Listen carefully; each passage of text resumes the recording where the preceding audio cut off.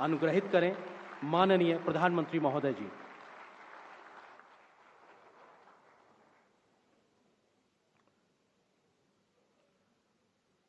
मंत्रिमंडल के मेरे सहयोगी श्री अनुराग ठाकुर जी, अर्जुन राम मेघवाल जी, महामना संपूर्ण वाङ्मय के प्रधान संपादक, मेरे बहुत पुराने मित्र राम बहादुर राय जी, महामना मालवीय मिशन के अध्यक्ष प्रभुनारायण श्रीवास्तव जी, मंच पर विराजमान सभी वरिष्ठ साथी, देवी और सज्जनों, सर्वप्रथम आप सभी को क्रिसमस की शुभकामनाएं। आज का दिन भारत और भारतीयता में आस्था रखने वाले करोड़ों लोगों के लिए एक प्रेरणा पर्व की तरह होता है।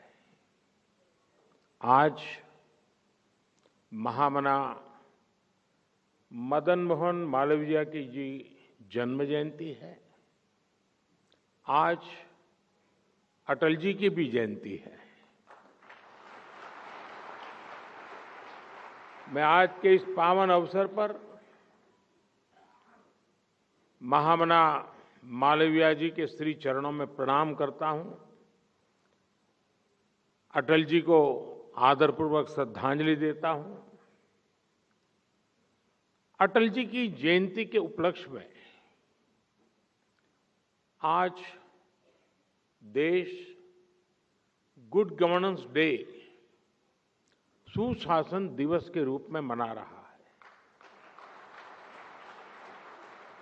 मैं समस्त देशवासियों को सुशासन दिवस की भी बधाई देता हूं। साथियों, आज के इस पवित्र अवसर पर पंडित मदन मोहन मालवीय संपूर्ण वाङ्मय का लोकार्पण होना अपने आप में बहुत महत्वपूर्ण है। ये संपूर्ण वाङ्मय महामना के विचारों से, आदर्शों से, उनके जीवन से हमारी युवा पीढ़ी को और हमारी आने वाली पीढ़ी को परिचित कराने का एक सशक्त माध्यम बनेगा। इसके जरिए भारत के स्वतंत्रता संग्राम और तत्कालीन इतिहास को जानने समझने का एक द्वार खुलेगा। खासकर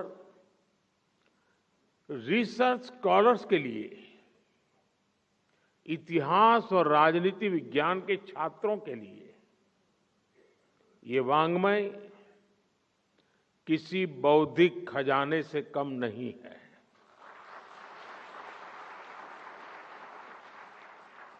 बीएचयू की स्थापना से जुड़े प्रसंग, कांग्रेस के शीर्ष नेतृत्व के साथ उनका संवाद, अंग्रेजी हुकूमत के प्रति उनका सख्त रवैया, भारत की प्राचीन विरासत का मान, इन पुस्तकों में क्या कुछ नहीं है। सबसे महत्वपूर्ण बात कि इनमें से एक वॉल्यूम, जिसका राम बहादुर राय जी ने उल्लेख किया, महामना की निजी डायरी से जुड़ा है। महामना की डायरी समाज, राष्ट्र और अध्यात्म जैसे सभी आयामों में भारतीय जनमानस का पथ प्रदर्शित कर सकती है। साथियों, मुझे पता है कि इस काम के लिए मिशन की टीम और आप सब लोगों की कितनी वर्षों की साधना लगी है। देश के कोने कोने से मालवीय जी के हजारों पत्रों और दस्तावेजों की खोज करना, उन्हें कलेक्ट करना, कितने ही अभिलेखागारों में समुद्र की तरह गोते लगाकर एक एक कागज को खोज करके लाना, राजा महाराजाओं के पर्सनल कलेक्शन से पुराने कागजों को एकत्र करना, ये किसी भगीरथ कार्य से कम नहीं है।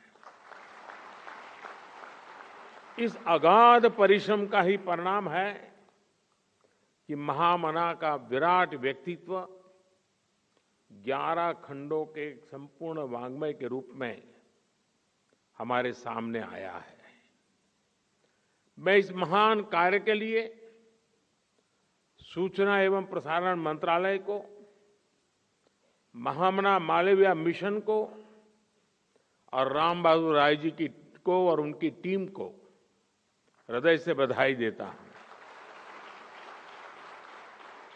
इसमें कई पुस्तकालय के लोगों का, महामना से जुड़े रहे लोगों के परिवारों का भी बहुत बड़ा योगदान रहा है। मैं उन सब साथियों का भी हृदय से अभिनंदन करता हूं। मेरे परिवारजनों, महामना जैसे व्यक्तित्व सदियों में एक बार जन्म लेते हैं और आने वाली कई सदियों तक हर पल, हर समय उनसे प्रभावित होते हैं। भारत की कितनी ही पीढ़ियों पर महामना जी का ऋण है।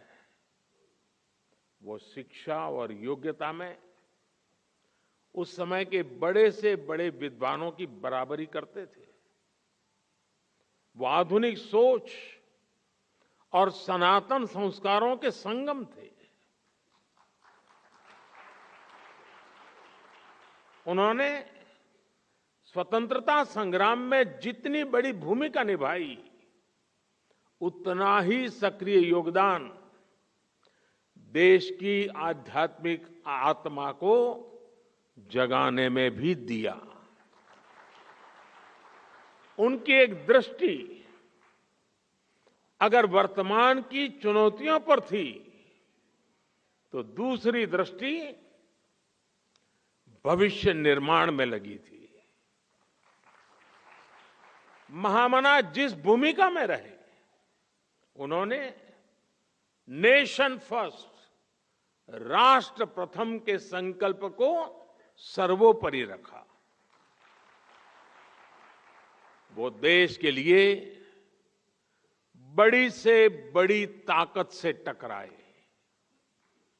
मुश्किल से मुश्किल माहौल में भी उन्होंने देश के लिए संभावनाओं के नए बीज बोए।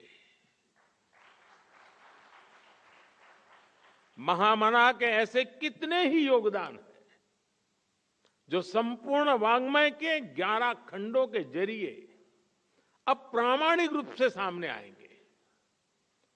इसे मैं अपनी सरकार का सौभाग्य समझता हूं कि हमने उन्हें भारत रत्न दिया।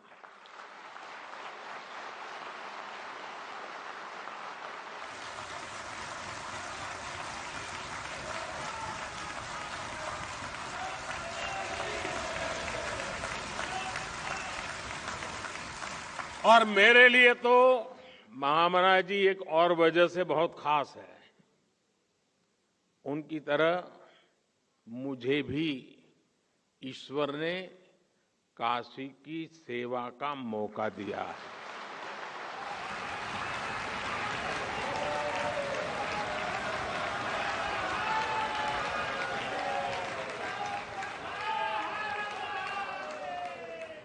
और मेरा ये भी सौभाग्य है कि 2014 में चुनाव लड़ने के लिए मैंने जो नामांकन भरा, उसको प्रपोज करने वाले मालवीय जी के परिवार के सदस्य थे।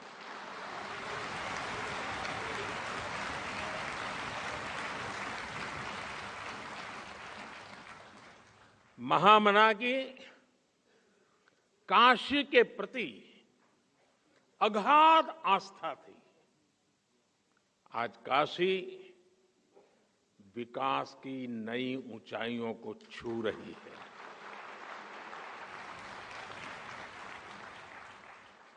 अपनी विरासत के गौरव को पुनर्स्थापित कर रही है।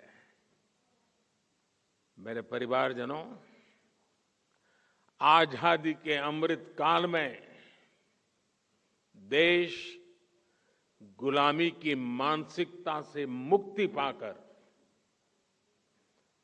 अपनी विरासत पर गर्व करते हुए आगे बढ़ रहा है।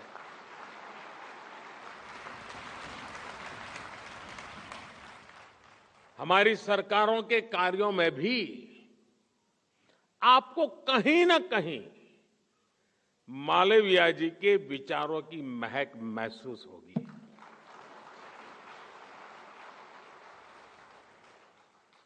मालवीय जी ने हमें एक ऐसे राष्ट्र का विजन दिया था जिसके आधुनिक शरीर में उसकी प्राचीन आत्मा सुरक्षित रहे, संरक्षित रहे। जब अंग्रेजों के विरोध में देश में शिक्षा के बायकॉट की बात उठी तो मालवीय जी उस विचार के खिलाफ खड़े हुए। उस विचार के खिलाफ थे। उन्होंने कहा कि शिक्षा के बायकॉट की जगह हमें भारतीय मूल्यों में रची स्वतंत्र शिक्षा व्यवस्था तैयार करने की दिशा में जाना चाहिए। और मजा देखिए, इसका जिम्मा भी उन्होंने खुद ही उठाया और देश को बनारस हिंदू विश्वविद्यालय के रूप में एक गौरवशाली संस्थान दिया। उन्होंने ऑक्सफोर्ड और कैम्ब्रिज जैसे संस्थानों में पढ़ रहे युवाओं को बीएचयू में आने के लिए प्रोत्साहित किया।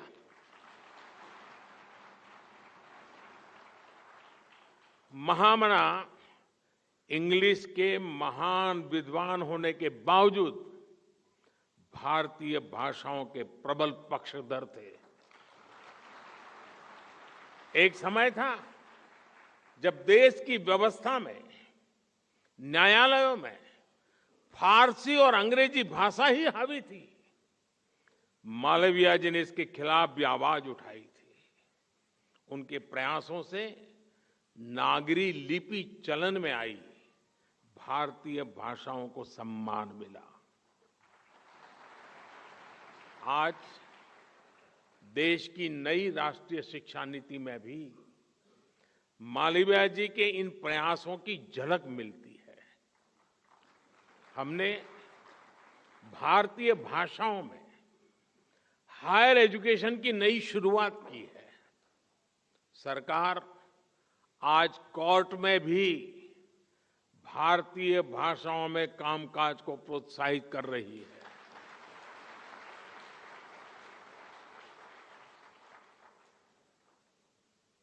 दुख इस बात का है, इस काम के लिए देश को 75 साल इंतजार करना पड़ा।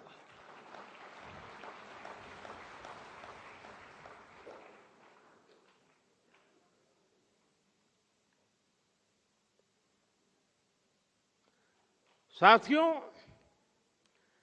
किसी भी राष्ट्र के सशक्त होने में उस राष्ट्र की संस्थाओं का भी उतना ही महत्व होता है। मालवीय जी ने अपने जीवन में ऐसी अनेक संस्थाएं बनाई जहां राष्ट्रीय व्यक्तित्वों का निर्माण हुआ। बनारस हिंदू विश्वविद्यालय के बारे में तो सारी दुनिया जानती है। इसके साथ ही महामना ने और भी कई संस्थान बनाए। हरिद्वार में ऋषिकुल ब्रह्मचर्य आश्रम हो, प्रयागराज में भारतीय भवन पुस्तकालय हो, या लाहौर में सनातन धर्म महाविद्यालय की स्थापना हो।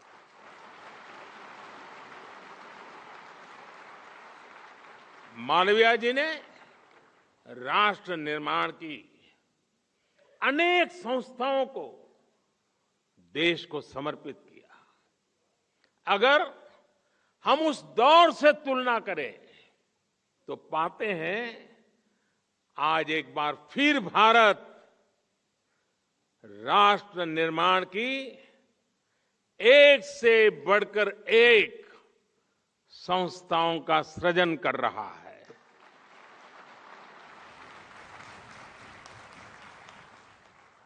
सहकारिता की शक्ति से देश के विकास को गति देने के लिए अलग सहकारिता मंत्रालय बनाया गया है। भारतीय चिकित्सा पद्धति के विकास के लिए केंद्र सरकार ने अलग आयुष मंत्रालय की स्थापना की है। जामनगर में WHO global centre for traditional medicine की आधारशिला भी रखी गई है। श्री अन्न यानी मिलेट्स पर शोध के लिए हमने Indian institute of millets research का गठन किया है। ऊर्जा के क्षेत्र में वैश्विक विषयों पर चिंतन के लिए भारत ने बीते दिनों ग्लोबल बायोफ्यूल अलायंस भी बनाया है। इंटरनेशनल सोलर अलायंस हो या coalition for disaster resilient infrastructure की बात हो, ग्लोबल साउथ के लिए दक्षिण का गठन हो या फिर India middle east Europe economic corridor, space sector के लिए इन स्पेस का निर्माण हो या फिर नौसेना के क्षेत्र में सागर इनिशिएटिव हो, भारत आज राष्ट्रीय और अंतर्राष्ट्रीय महत्व की कई संस्थाओं का निर्माता बन रहा है।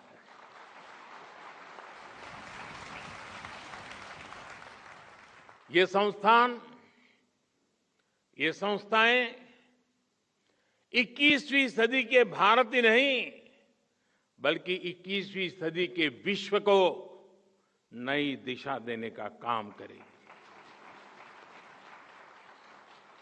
साथियों, महामना और अटल जी दोनों एक ही विचार प्रवाह से जुड़े थे।